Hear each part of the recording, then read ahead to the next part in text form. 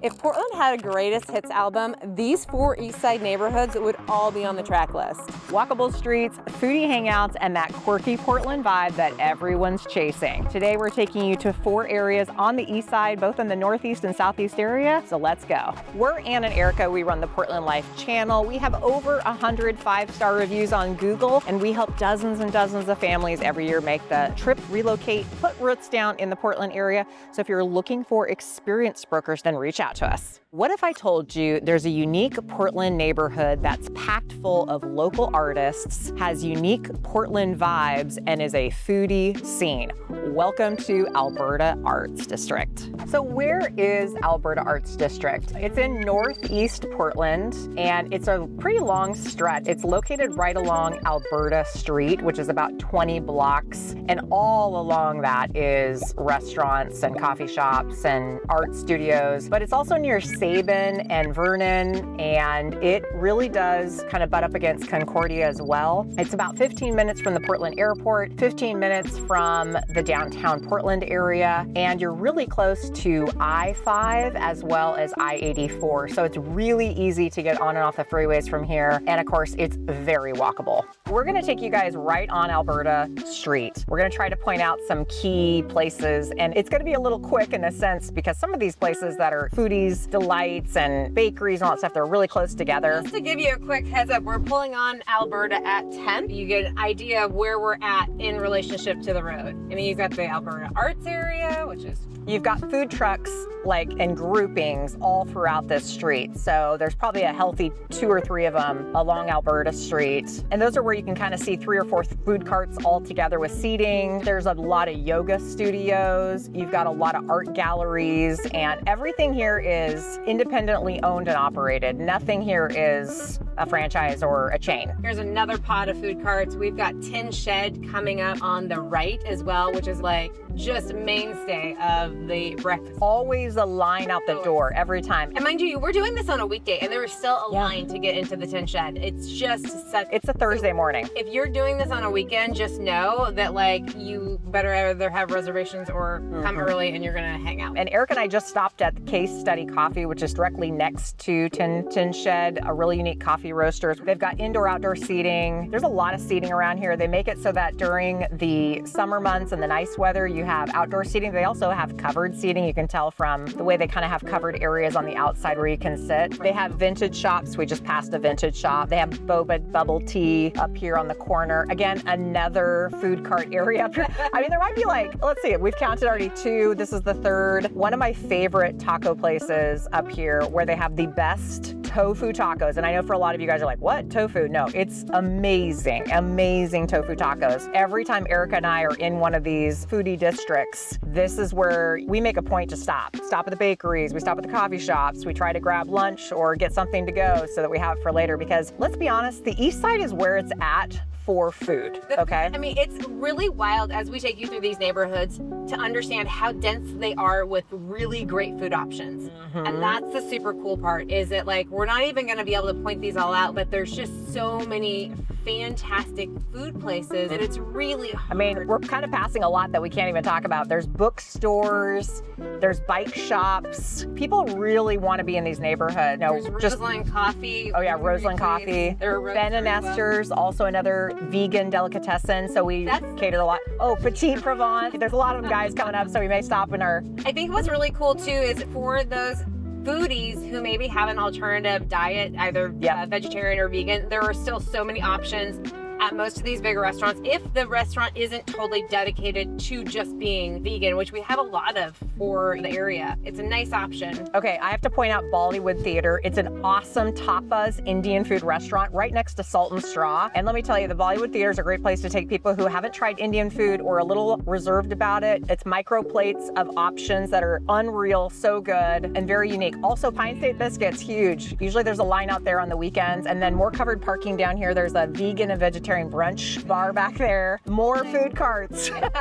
Japanese bistro right there. I mean, literally there's every food selection possible. There's knockback. So usually when people come to visit Portland, this is one of the areas they go to because people hear about Alberta Arts District. It is also artsy, so it's not just in the name. They truly have a lot of art galleries. People are very artsy here. There's murals everywhere along the Alberta Arts, so people have painted, and it really has its own vibe here. There's no other area, in my opinion, like Alberta Arts, but most of the areas we're showing you guys today have their own vibe, which makes Portland so special. And literally, Alberta Street is 20 blocks of food and restaurants and bookstores and everything we're kind of showing you here. It just feels like it goes on and on and on. Very walkable in terms of you want to come out here for an evening or you want to stay in the area so you can experience. I actually know somebody who came out to visit Portland and they spent 4 days here and they went to 26 different food establishments. People make trips based off of just the food alone. There's theater as well. There's just so many options. Chaba Thai, very good. We're kind of heading out now where there's not as much density in the food scene. We've kind of hit it. We want to give you guys a feeling of what it is like to go down Alberta Street. The Alberta Arts real estate area is extremely popular. As you can tell, people want to be walkable in Portland. That's one of the biggest draws when people move here, especially on the east side. Being close to coffee shops and restaurants, especially the restaurants that get all of the name recognition throughout the country when people come here to visit, it's a big deal. So you're going to pay for that location. And a lot of these houses, while they could be smaller bungalows or they have limited parking and your parking may be on the roads, as you can tell from a lot of the cars that are parked along the street. We just recently sold one that had multiple offers on it, even in this market, which is turning into more of a balanced market. The house had 10 offers on it, went for well above the list price, and I think the ultimate sales price was just under about $850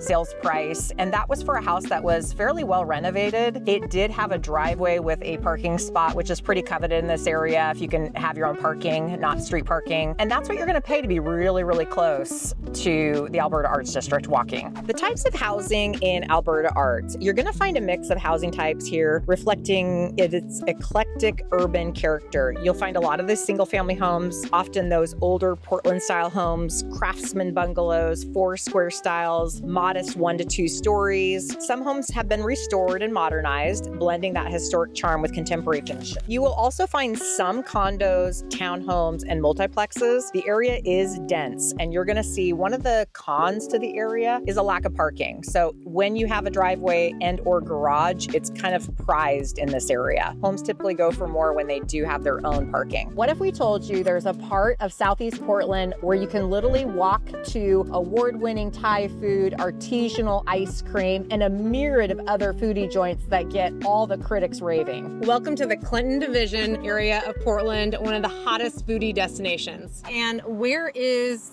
the Clinton Division area? So the Clinton Division area sits in Southeast Portland, and Division is the street right behind us that has the most densest amount of food you can possibly imagine. We're actually just sat and had lunch here. We're really close to downtown Portland. You're literally 10, 15 minutes from downtown. You're probably 15, 20 from the Portland airport. And we're sitting just south of Hawthorne, and the closest neighborhood is Ladd's Addition, which sits about north from here. And Division is a east-west road. Yep. So, you know, it's kind of a main thoroughfare. So the nice thing is you're probably going to end up on Division at some point in your time here anyways, but making it a destination is probably important if you want to get some good food as well. So what's the Portland real estate market like in this general area? Well, actually, you can get homes in the 600,000 range pretty much right off the beaten path from these main walkways. You obviously have higher options. So we're talking about a really small bungalow, maybe 2-3 bedrooms in that 600 range. You can even get them in the high fives, you know, depending on obviously condition, location. And there are some properties that even exceed the $1 million mark around here. But in general, this is probably one of the more budget-friendly walkable areas on the east side, in my opinion. Yeah. And you're close to so many restaurants, and it's just a great location. We're making one more pit stop right here in the Clinton Division area, and it is Stumptown Coffee. You cannot do Portland if you don't do Stumptown Coffee. It is world-renowned coffee. In fact, I think it was in the top 10 best coffee roasters in the country, or even in the world. So it's kind of a big deal. And of course, Erica and I can't get enough coffee, so let's go. All right, guys, we just left the delicious Stumptown Coffee Roasters, and we're heading down Division to kind of just point out some areas. This, again, is a very densely packed area. You might be noticing a trend. A lot of these foodie areas that are very popular on the east side, they're dense. It's not like you're driving blocks in between the food. It's all like packed together. So it is very walkable in that sense. Although this is a very long stretch of road. So yeah. Some of these, such as this one, and then you've got probably 20, 30, 40 blocks of area that is this dense. You could walk for a lot. Yeah, so we've got a merchant store over here on the right with pink building, so you can buy vintage clothes, resell clothes. And right up here at the next light is Cesar Chavez, just to give you a anchor point of a street that's very popular here on the east side. We're currently heading west on Division. Almost like we're going towards downtown Portland. We got a Little Big Burger, which they're fantastic, and their truffle fries are so good. Got a hardware store down here. Who doesn't love like a mom and pop hardware store? They still have them here in Portland. And now we're hitting the real dense area where there's a lot of eateries. There's Harlow's Cafe, you've got ice cream store, you have a home goods place, you've got a drawing studio, 1919, which is a beverage place. You've got tattoo parlor, another art studio, gallery, another cafe. Literally, there's so many that we're flying past that's almost hard to like point everything out. But this is an area that a lot of people are just, it's heavily walkable. So you get lots and lots of foot traffic. You got lots of public transportation. Loretta Jeans up here on the left. Woo, woo. We were gonna stop there, but we ended up stopping too many places here to eat. I know. They sell pies and desserts. They're amazing. That's a really neat place. And then you've got across the street Alpenrusch, which is a German food place. Some of these places aren't open all day long, so that's something to be aware of is some places are only open for dinner and they only open later in the day, likely just to keep costs down. Salt and Straw. And of course our Salt and Straw, which is pretty much in every little nook and cranny of Portland nowadays. St. Honore, that's a good one. Blue Star. Blue Star Donuts. Insomnia Cookies. Insomnia Cookies, thank you, Erica. Also, you're gonna notice around here, like on the left, you see a lot of brand new apartment complexes being established above or around all these places that you can eat, because it's all about being in this area, and those places really rent fast because people want to be where they can just walk out their door, go get tacos, which by the way, Tight Tacos is on the left up here. And then you've got a whole outdoor dining area here at Maglia Rosa, and more apartments going in here. You see a lot of apartments being built or have been built on the top part of the mixed use buildings. So this is Division Clinton Street, guys, and it is highly sought after. It's a great location. As I mentioned before in talking about the real estate, it's budget friendly for being a walkable area, and you can also rent in this area, being close to everything you got. So that's basically the gist of the Clinton Division Street. There's more to it, of course. We had to like kind of give you a quick and dirty version. From Cuban sandwiches to wood-fired pizza, East 28th in Portland is the new place to be for food if you want to be in the know. Erica, where is East 28th Restaurant Row? So this is a little bit of an interesting one. We are going to encompass both the northeast and southeast aspects of 28th Avenue here in Portland. And we're kind of sitting between Sandy Boulevard and Stark. So 28th runs north-south, and we are between those 2 points. We're going to kind of take up a couple of neighborhoods here, even though it's only about a half-mile long of space. But you've got Kearns, Buckman, and parts of Laurelhurst all involved in this new up-and-coming kind of restaurant row that we're talking about. And it's got some fantastic places. I mean, it is packed full. This half-mile road is just got restaurants, coffee shops, bars, like packed full. We're very close to Stark, turning on to 28th. We are heading north, but we're in the southeast section of it. Bamboo Sushi right there. And we're gonna get really dense in how many restaurants are popping up at us, just block after block. It's absolutely insane. And this is kind of a new upcoming area. It's like these restaurants have found a new locale. You've got Pod 28, which is food carts. You've got Moonshot Tavern,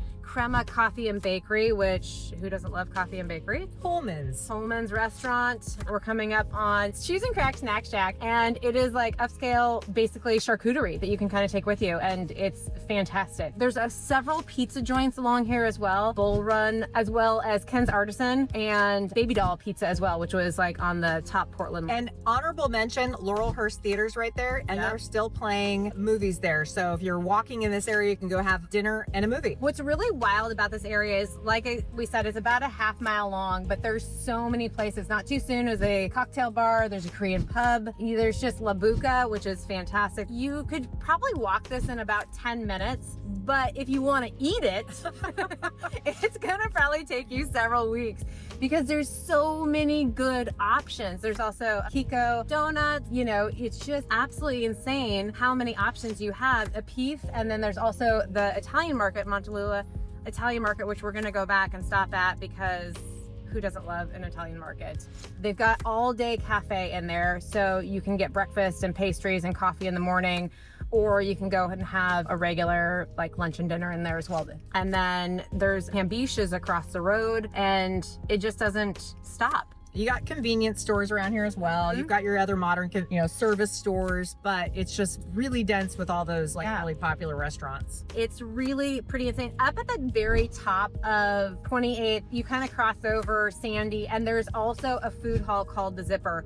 And food halls are kind of new for the Northwest. You see them more on the East Coast or Midwest, but it's a collection. Like there's FOMO chicken, there's sari, there's a whole bunch of options in there. And then it's got communal seating. There's also a whiskey bar. And so just kind of all the options in one place. So if you're going out with a group of friends, maybe it's raining and you don't want to do the whole food cart scene, you can go and do the food hall and get all of your options there. Portland is thinking about everybody in every season.